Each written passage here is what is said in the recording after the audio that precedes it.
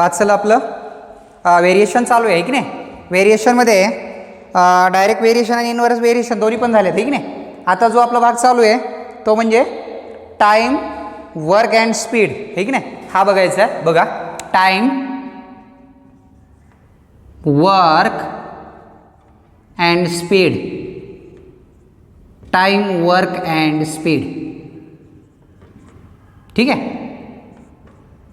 Time, work and speed ह्याच्यामध्ये तुम्हाला timing दिला जातो आहे की नाही, वर्क दिला जाते किंवा स्पीड दिली जाते आहे की नाही. याच्यानुसार तुम्हाला सॉल्व करायचं आहे. म्हणजे जे व्हेरिएशनचे एक्झाम्पल दिले असणार आहेत ते तुम्हाला टाईम, स्पीड अँड वर्कवर दिले जाणार आहेत आहे की नाही. फॉर एक्झाम्पल जर बघायचं म्हटलं, 15 women finish the work of harvesting a groundnuts crop in 8 days. काही वर्कर्स आहेत म्हणताय, एखादा वर्क कंप्लीट करण्यासाठी त्यांना 8 days टाईम लागतो. किती डेज? 8 days आहे की नाही. बघा, 15 वुमेन, 15 वुमेन आहेत. 15 वुमेनला किती टाईम लागतो? 8 days. Find the number of women if the same job is to complete in 6 days. म्हणजे आता एक लक्षात ठेवा, पहिल्यांदा किती डेजमध्ये कंप्लीट करत होत्या? 8 daysमध्ये. आता किती डेज म्हणते?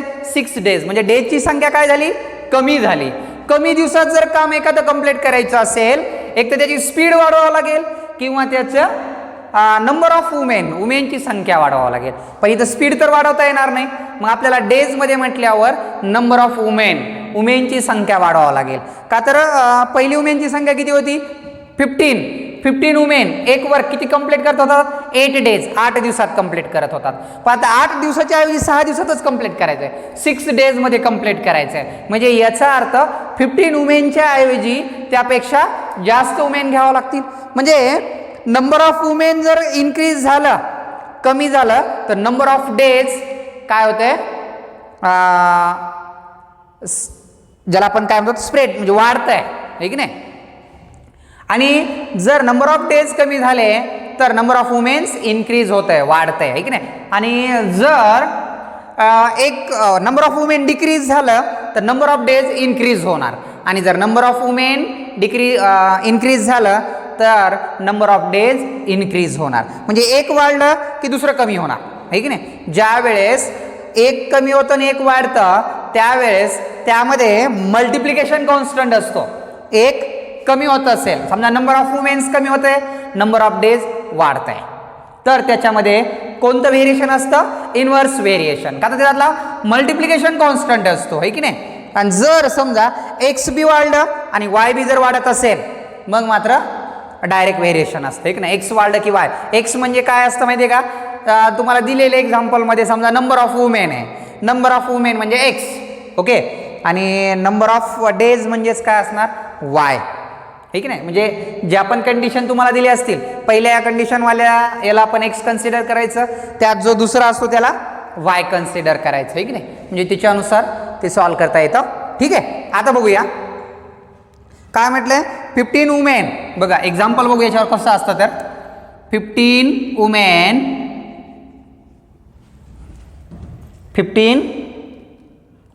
Finish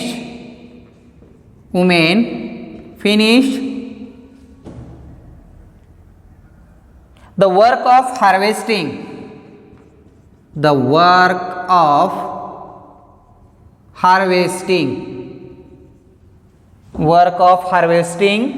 a groundnut harvesting a groundnut crop in 8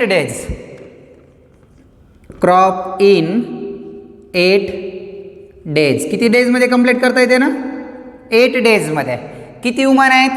15 woman. किती डेज मध्ये कंप्लीट करतात? 8 मध्ये, 8 days मध्ये. पुन्हा काय म्हटलंय? Find the number of women. Find the number of women if the same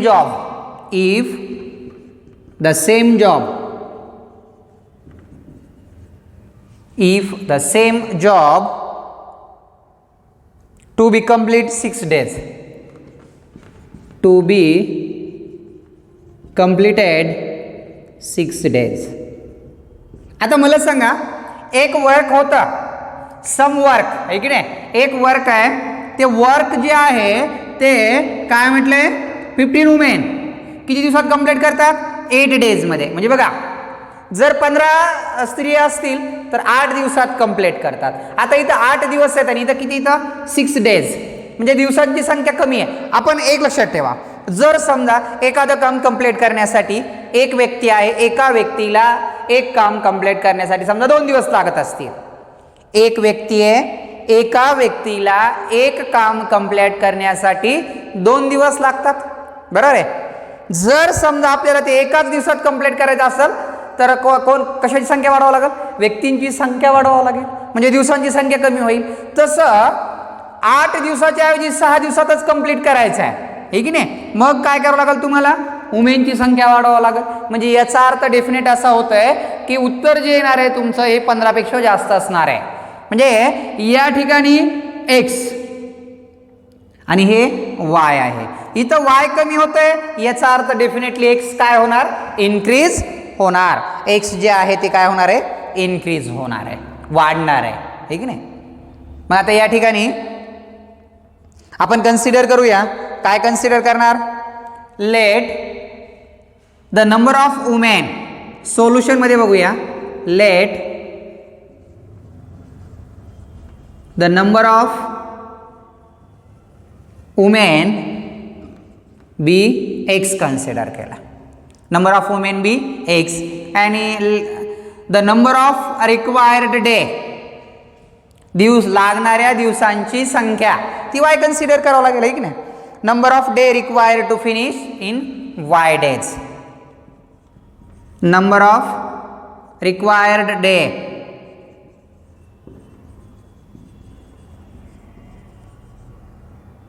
ती वाय कन्सिडर केला, रिक्वायर्ड डेज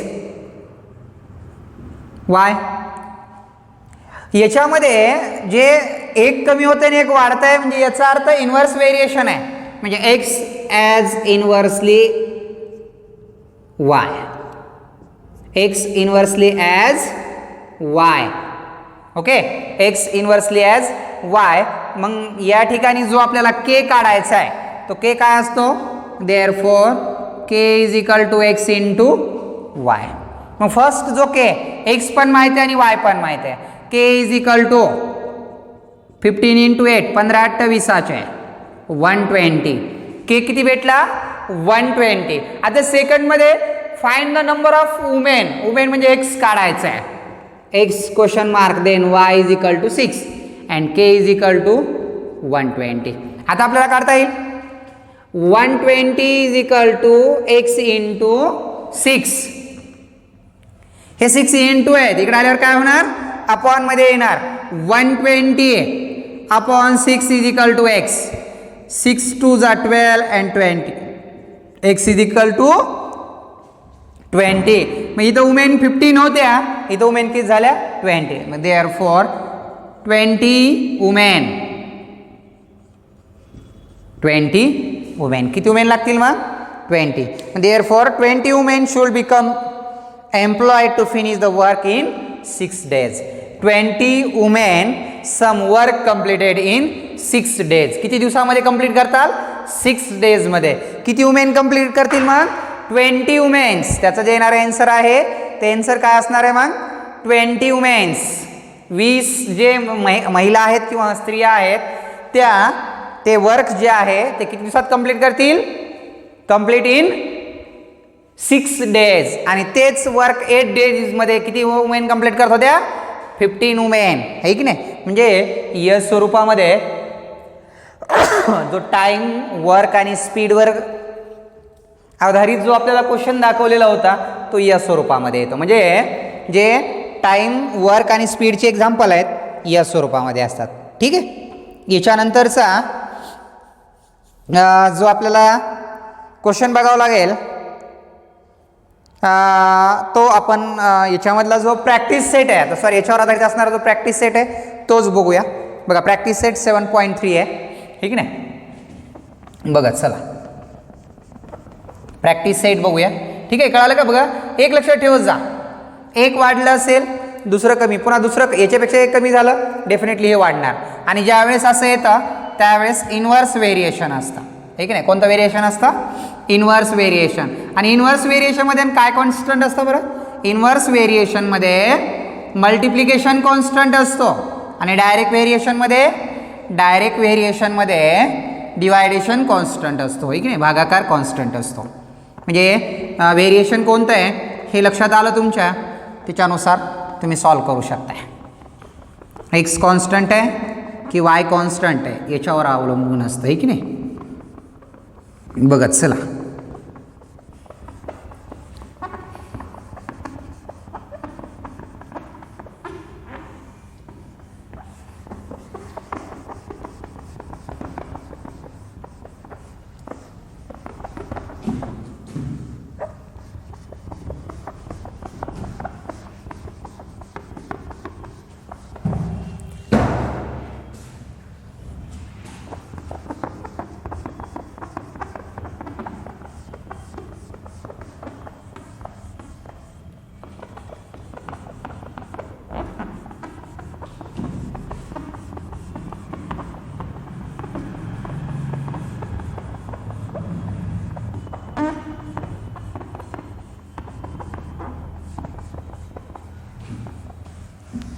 पाच. चला काय क्वेश्चन आहे बघा, प्रॅक्टिस सेट 7.3. प्रॅक्टिस सेट 7.3 बघा. चला काय प्रॅक्टिस सेट आहे 7.3 मध्ये क्वेश्चन नंबर फर्स्ट नंबरचा क्वेश्चन काय? Which of the following statement are of inverse variation?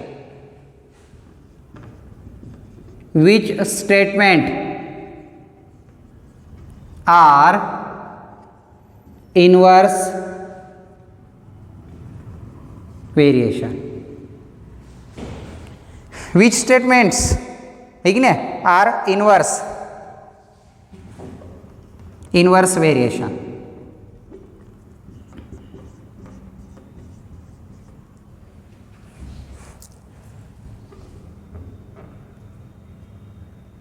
Inverse variation. बघा चला,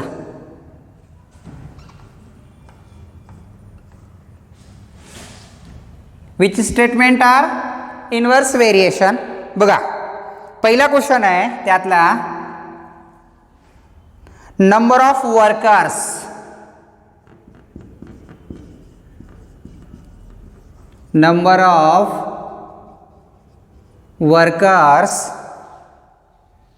on a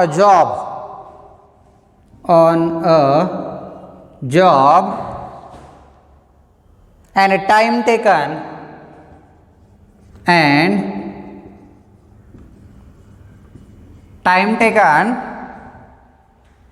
by them to complete, time taken by them to complete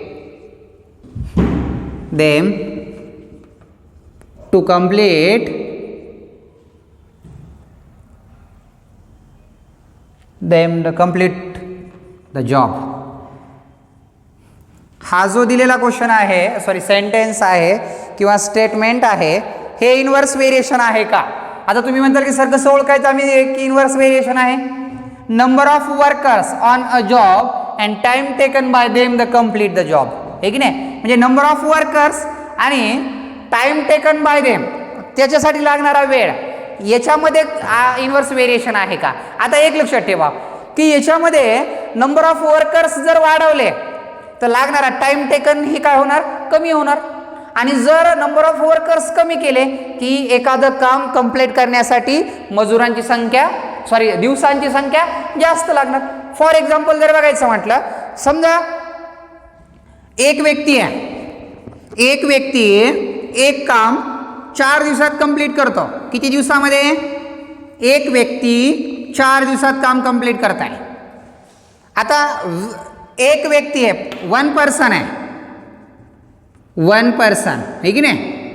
आणि नंबर ऑफ डेज किती झाले? 4. जर 2 पर्सन केले पर्सनची संख्या जर वाढवली 2 केली तर हे काम काय होणार, कमी होणार. एक व्यक्ती 4 दिवसात कंप्लीट करताय म्हटलंय, मग 2 व्यक्ती 2 दिवसात कंप्लीट करतील, 3 व्यक्ती 1 दिवसात कंप्लीट करा, आहे की नाही. पुन्हा अजून 4 व्यक्ती केली तर अर्ध्या दिवसात कंप्लीट करतील. आणि जर एक व्यक्ती 4 दिवसात कंप्लीट करताय, आहे की नाही, 2 व्यक्ती 2 दिवसात, 2 व्यक्ती 2 दिवसात कंप्लीट करताय मला, एक व्यक्ती 4 दिवसात, म्हणजे हे कमी झालं की हे वाढतात, आहे की नाही. बघा हे वाढलं की हे कमी होतं. म्हणजे एक्स हे नंबर ऑफ पर्सन्स एक्स आणि डेज वाय, म्हणजे एक्स वाढलं की वाय कमी होतं, वाय वाढलं की एक्स कमी होतं. म्हणजे कोणतं व्हेरिएशन मग, therefore inverse variation, inverse variation. कोणतं व्हेरिएशन याच्यामध्ये मग, इनव्हर्स व्हेरिएशन आहे. It is a inverse variation. Inverse variation कशावरून म्हटलं, number of workers and job जर आला टाइम टेकन तर त्यामध्ये काय असणार, डेफिनेटली इनव्हर्स व्हेरिएशन असणार. का तर नंबर ऑफ वर्कर्स इन्क्रीज झाले की नंबर ऑफ डेज कमी होणार, आहे की नाही. त्यानंतर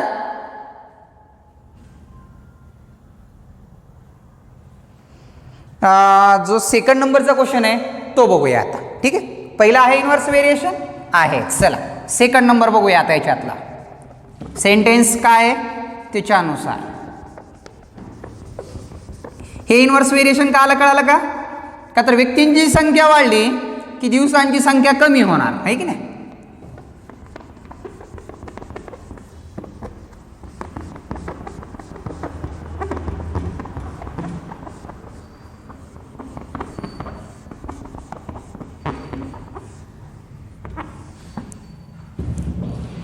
पाच. चला त्यातला सेकंड नंबर आहे, फर्स्ट मधला second.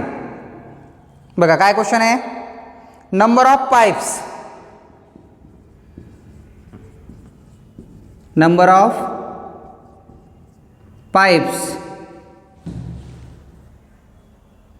Of same size, of same size to fill a tank, to fill a tank, and the time taken, and the time taken, and the time taken by them to fill, by time taken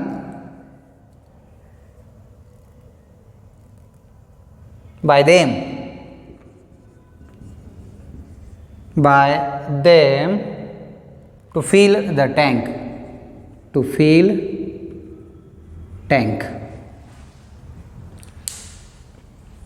question बघा काय, question समजला का.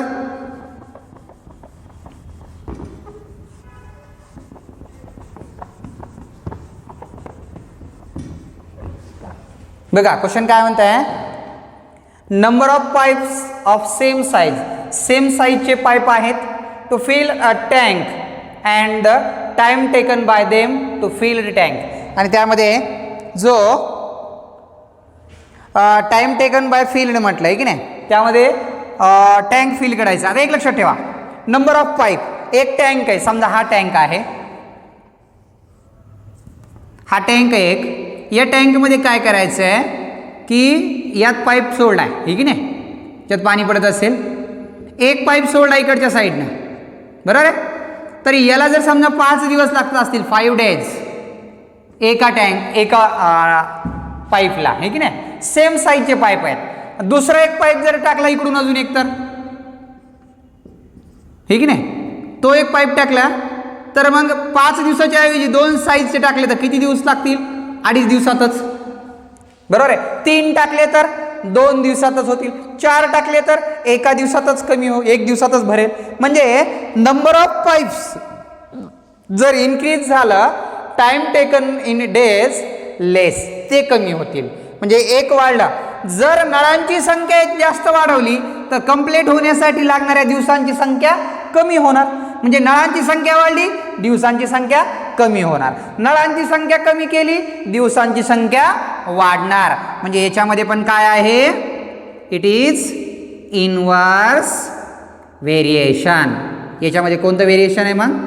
Inverse variation. म्हणजे दुसरं पण जे example आहे ते इनवर्स व्हेरिएशनचं एक्झाम्पल आहे. ठीक आहे, कळालं का? म्हणजे रिझन लिहिताना एक लक्षात ठेवा की यामध्ये नंबर ऑफ पाईप इन्क्रीज झाले की नंबर ऑफ डेज काय होणार? डिक्रीज होणार, कमी होणार. आणि नंबर ऑफ पाईप जर डिक्रीज झाले तर नंबर ऑफ डेज इन्क्रीज होणार. म्हणजे एक जे दिलेली कंडिशन आहे किंवा जो फर्स्ट नंबरचं जे दिलेलं आहे तुम्हाला ते जर कमी होत असेल तर त्यामध्ये जो सेकंड त्याच्यामधली कंडिशन असणार आहे ते डेफिनेटली काय होणार? कमी होणार. ठीक आहे, या स्वरूपामध्ये हा सेकंड नंबरचा क्वेश्चन होता. आता जो फर्स्ट नंबरमधला जो थर्ड नंबरचा क्वेश्चन आहे तो आपण आता काय करूया? नेक्स्ट व्हिडिओमध्ये बघूया. ठीक आहे, चालतंय, थांबू आपण इथं. बाकीचं आता उद्याला घेऊ.